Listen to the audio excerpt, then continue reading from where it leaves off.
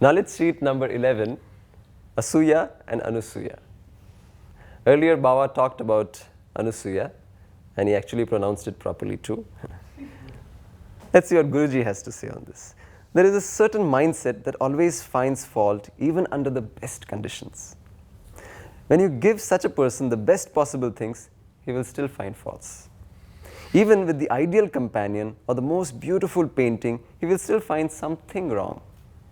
This kind of mindset is called Asuya. It can never know the sacred knowledge. Asuya is finding a fault or seeing a malicious intent everywhere. Suppose it is windy and you shut the door, but at that moment someone else was just about to walk in, he will think that the door was slammed in his face. This is Asuya. You have a friendship and after 10 years you find a fault and decide to break it off.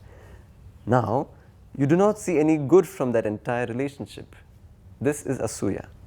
The moment you are out of the spiritual path, you feel that everything on the path was all wrong. This is Asuya. Asuya is when a child says, "Mother, you don't love me."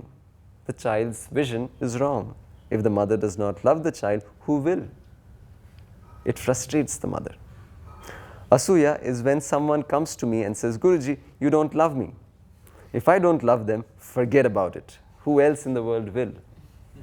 Yet a master never becomes frustrated. Knowledge is different at different levels of consciousness. At a particular point, you become Anasuya. Haven't you seen this in a relationship? When the relationship is new and fresh, it's just beginning.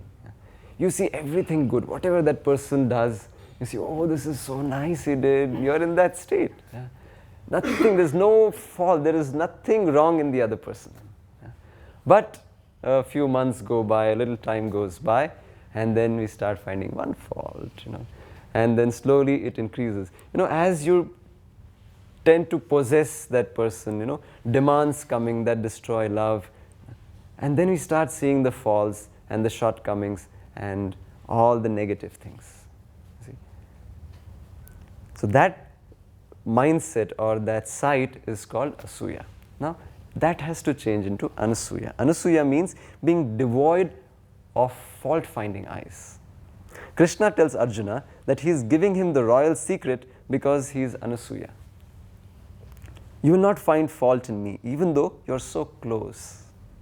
From a distance, it is easy to miss a fault in someone. Up close, no fault escapes you.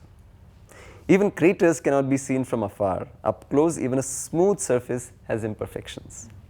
If you are interested only in holes, you will not see the larger dimension of things.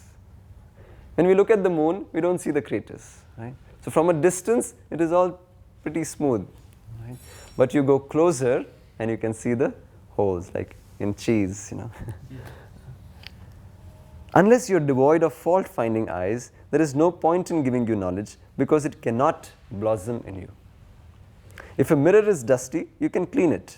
But if your eyes have a cataract, any amount of dusting the mirror will not help. You have to remove the cataract. Then you will see that the mirror is already clean. And this is what happens when we do our sadhana. You come out of meditation, out after a Sudarshan Kriya, suddenly everything looks so beautiful. It's difficult to find a fault. It looks so beautiful and you see the goodness in people. And the moment that energy starts going down, then again we start looking at the negative. And whatever we focus on, whatever we start looking at, that is what will grow in our life. So if we start focusing on the positive will grow. If we focus on the negative grows. If we focus on the lack will grow. We focus on the abundance grows. Asuya, fault-finding eyes, give you the idea the whole world is not sharp, the whole world is no good. Anasuya is knowing it is my own vision of the world, that is blurred. And once you discover you have the wrong vision, half of the problem has already disappeared. So all we have to do is remove our specs and clean it up. Or if you're looking in the mirror, just clean up the mirror. And that cleaning up is being hollow and empty. That comes through sadhana, through meditation.